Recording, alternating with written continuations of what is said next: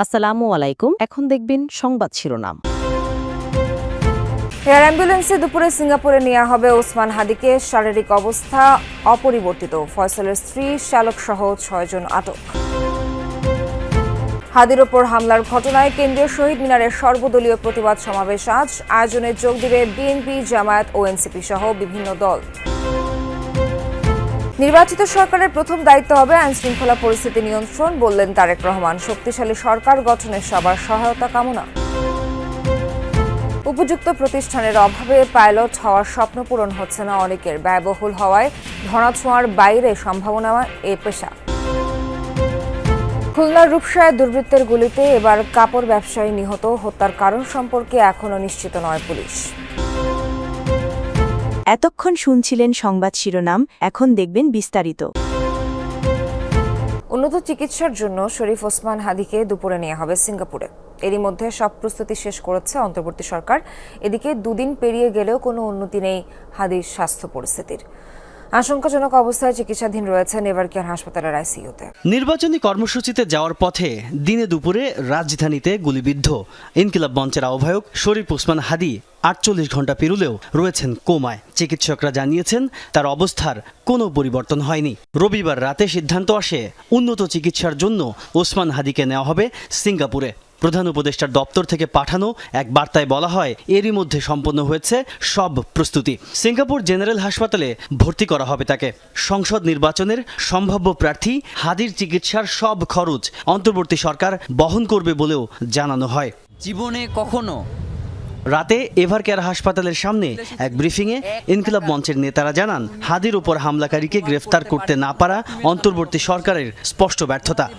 বাংলাদেশের যে গোয়েন্দা সংস্থাগুলো রয়েছে তারা সম্পূর্ণভাবে এক্ষেত্রে অসহযোগিতা করেছে এবং জুলাইয়ের এই যে শক্তি যারা বাংলাদেশকে ধারণ করে, আমার কাছে মনে হয় যে এখনও গোয়েন্দা সংস্থার মধ্যে এমন কিছু লোক রয়ে গেছেন যারা এখনও চাচ্ছে না যে বাংলাদেশ তার স্বাধীনতা, সার্বভৌমত্ব ফিরে পাক। ওসমান হাদির ওপর হামলার ঘটনায় সর্বদলীয় প্রতিরোধ সমাবেশের ডাক দিয়েছে ইনকিলাব মঞ্চ। কেন্দ্রীয় শহীদ মিনারে দুপুর হতে যাওয়া এই প্রতিরোধ সমাবেশে যোগ দেবে বিএনপি, জামায়াত ইসলামী, এনসিপি সহ বিভিন্ন রাজনৈতিক দল। রোববার রাতে এভারকেয়ার হাসপাতালের সামনে ব্রিফিংয়ে কর্মসূচির কথা জানায় ইনকিলাব মঞ্চ। ফ্যাসিবাদ বিরোধী সব দলকে এই সর্বদলীয় প্রতিরোধ সমাবেশে অংশ নেওয়ার আহ্বান জানানো হয়। শনিবার ওসমান হাদির ওপর হামলার ঘটনায় সম্মিলিতভাবে প্রতিবাদ সভা করার সিদ্ধান্ত নিয়েছিল বিএনপি, জামায়াত ইসলামী ও জাতীয় নাগরিক পার্টি এনসিপি। প্রধান উপদেষ্টা ডক্টর মোহাম্মদ ইউনূসের সাথে বৈঠকে সিদ্ধান্ত নেয় দলগুলো। সে সময় প্রধান উপদেষ্টা রাজনৈতিক দলগুলোকে ঐক্যবদ্ধ থাকার আহ্বান জানান। আইন শৃঙ্খলা ও জনগণের নিরাপত্তা নিশ্চিত করাই হবে আগামী নির্বাচিত সরকারের প্রথম দায়িত্ব। এই মন্তব্য করে নির্বাচিত সরকারকে শক্তিশালী করতে সকলের সহায়তা চেয়েছেন বিএনপির ভারপ্রাপ্ত চেয়ারম্যান তারেক রহমান। নির্বাচনের আগে পেশাজীবী ও বিশিষ্টজনদের সাথে ভার্চুয়াল আলোচনায় এই আহ্বান জানান তিনি। জল্পনা কল্পনা শেষে আগামী 25 ডিসেম্বর দেশে ফিরছেন বিএনপির ভারপ্রাপ্ত চেয়ারম্যান তারেক রহমান। দীর্ঘ নির্বাসিত জীবনে আগামীর বাংলাদেশ গঠনে তার পর্যবেক্ষণ ও পরিকল্পনা নিয়ে ভার্চুয়ালি করেছেন লাগাতার আলোচনা। এরই অংশ হিসেবে রবিবার পেশাজীবী ও বিশিষ্টজনদের সাথে ভার্চুয়ালি মতবিনিময় করেন তারেক রহমান। প্রথমে একটি বিষয় বোধহয় এনশিওর করতে হবে, সেটা হচ্ছে রুল অফ ল। বক্তব্যের শুরুতেই আইন শৃঙ্খলা পরিস্থিতি নিয়ে কথা বলেন বিএনপির এই শীর্ষ নেতা। বলেন, নির্বাচিত সরকারের প্রথম কাজ হবে আইন শৃঙ্খলা ও নিরাপত্তা নিশ্চিত করা। যারা আগামীতে নির্বাচন জয়ী হয়ে সরকার গঠন করবেন, প্রথমে একটি বিষয় বোধহয় এনশিওর করতে হবে, সেটা হচ্ছে রুল অফ ল। মানুষের নিরাপত্তা বা আইন শৃঙ্খলা, এক বাক্যে যা আমরা বলি, এই জিনিসটাকে প্রথমেই বোধহয় আমাদের চেষ্টা করতে হবে সর্বশক্তি দিয়ে এটাকে এনশিওর করার। তাহলে অনেক কিছুর পসিবিলিটি আছে যে সমস্যাটা কমে আসবে, বাকি কাজগুলো তারপরে শুরু করা যাবে। দেশে উপযুক্ত প্রতিষ্ঠান না থাকায় পাইলট হবার স্বপ্ন পূরণ হচ্ছে না বহু তরুণের। হাতে গোনা দু একটি ট্রেনিং স্কুল থাকলেও সেগুলো চলছে ধুঁকে ধুঁকে। অত্যন্ত ব্যয়বহুল হওয়ায় ধরাছোঁয়ার বাইরেই থেকে যাচ্ছে সম্ভাবনাময় পেশাটি। এসবের মাঝে মেধা আর ভালো ফলাফলধারীদের বিনা খরচে যুক্তরাষ্ট্রের মতো উন্নত দেশে প্রশিক্ষণের মাধ্যমে পাইলট হওয়ার সুযোগ আছে বাংলাদেশে। এক্ষেত্রে পূরণ করতে হয় কিছু শর্ত। ডাক্তার, ইঞ্জিনিয়ারের মতো অনেক তরুণের অন্যতম পছন্দ পাইলট হয়ে আকাশে ওড়া। যুগের চাহিদার সাথে তাল মিলিয়ে এই রাফিউল আর নওশিন সারার মতো অনেকে বেছে নিতে চান চ্যালেঞ্জিং এই পেশাটি। প্রশ্ন হচ্ছে, কোথায় মিলবে সেই সুযোগ? একসময় তেজগাঁ বিমানবন্দর এলাকায় ছিল বাংলাদেশ ফ্লাইং একাডেমি, বন্ধের পথে বেসরকারি আরিরাং। অনেকটাই ধুকে ধুকে চলছে আরেক প্রতিষ্ঠান গ্যালাক্সি। এমন বাস্তবতায় চাহিদা অনুযায়ী পাইলট সংকট নিয়ে চিন্তিত এভিয়েশন বিশেষজ্ঞরা। আমাদের পাইলটের চাহিদা তো যথেষ্ট আছে, কিন্তু আমাদের পাইলটের যোগান দেওয়ার মতো যে ফ্লাইং ইনস্টিটিউট থাকা দরকার সেগুলো নেই এখন। ভার্চুয়ালি আগে অ্যাটলিস্ট কাগজে কলমে হলেও ভালো ছিল, আরিরাঙের থেকে পাইলট আসতো, বাংলাদেশ ফ্লাইং একাডেমি থেকে পাইলট আসতো, গ্যালাক্সির থেকে আসতো। এখন বাংলাদেশ ফ্লাইং একাডেমি নন এক্সিস্টেন্ট, আরিরাং নন এক্সিস্টেন্ট, কাগজে কলমে গ্যালাক্সি আছে, কিন্তু তাদের থেকে যে পাইলট আউটপুট হয় সেটা দেশের ডিমান্ডের জন্য উপযোগী না।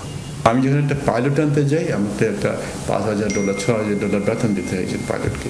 আমি নিজে তৈরি করতে পারতেছি না, বা তৈরি করতে হলে আমাকে বিশাল একটা সময় দরকার হচ্ছে। এই ছেলেটা যদি আমার দেশে চাকরি নাও পায়, বিদেশে গিয়ে সে ফরেন কারেন্সি আর্ন করবে, এবং সেই আর্নটা বাংলাদেশের জন্য সুবিধা হবে। আমরা তো সারা বছর খালি শ্রমিক পাঠাই। ভবিষ্যৎ চিন্তা এবং কয়েক গুণ বেশি বেতনে বিদেশি পাইলটের নির্ভরশীলতা কমাতে বিকল্প পথে হাঁটতে শুরু করেছে বেসরকারি ইউএস বাংলা। বিমান বাহিনীর মাধ্যমে মেধাবী শিক্ষার্থীদের বাছাই করে পাঠানো হয় যুক্তরাষ্ট্রের ফ্লোরিডায়। দক্ষ ইনস্ট্রাক্টরদের মাধ্যমে চলছে প্রশিক্ষণ। খুলনার রূপসায় কাপড় ব্যবসায়ীকে গুলি করে হত্যা করেছে দুর্বৃত্তরা। গতকাল রাত 10টার দিকে উপজেলার জাবুসা অটো গ্যাস ফিলিং স্টেশনের পাশে হয় এই হত্যাকাণ্ড।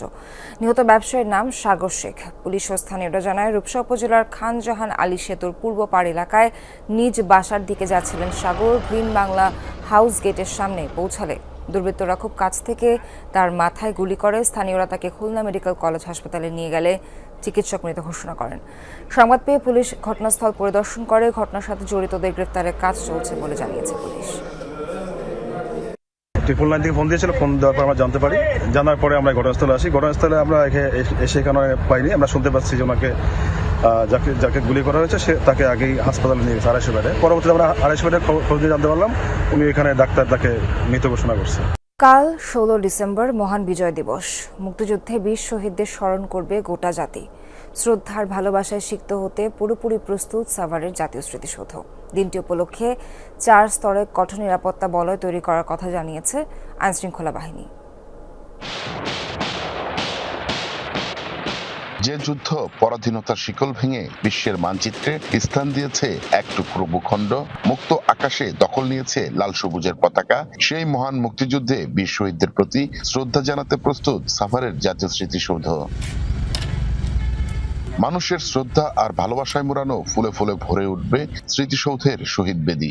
এরই মধ্যে জাতীয় স্মৃতিসৌধকে ধুয়ে মুছে রং তুলির আঁচড়ে প্রস্তুত করা হয়েছে। লাল সবুজের সাজে সেজেছে সৌধ এলাকা। জাতীয় স্মৃতিসৌধে পুরো কমপ্লেক্সকে ধুয়ে মুছে পরিপাটিকরণ, সিসি ক্যামেরা স্থাপন, লেক সংস্কারকরণ, ফুল গাছ রোপণ সহ অন্যান্য বিশেষ কাজ ইতিমধ্যে সম্পন্ন হয়েছে। জাতীয় স্মৃতিসৌধ বীর শহীদদের প্রতি শ্রদ্ধা নিবেদনের জন্য প্রস্তুত রয়েছে। এদিকে শুধু সৌধ প্রাঙ্গণই নয়, বিজয় দিবসের রঙিন সাজে সেজেছে সাভারের জনপদ। দিবসটি উদযাপনে উপজেলা প্রশাসনের পক্ষ থেকে নেওয়া হয়েছে বিভিন্ন উদ্যোগ। রঙিন আলোতে সাজসজ্জা করেছে, পাশাপাশি আমাদের যে পৌরসভার পক্ষ থেকে বিভিন্ন ধরনের ব্যানার ফেস্টুন রাস্তার দুপাশে সৌন্দর্য বর্ধনের জন্য লাগানো হয়েছে।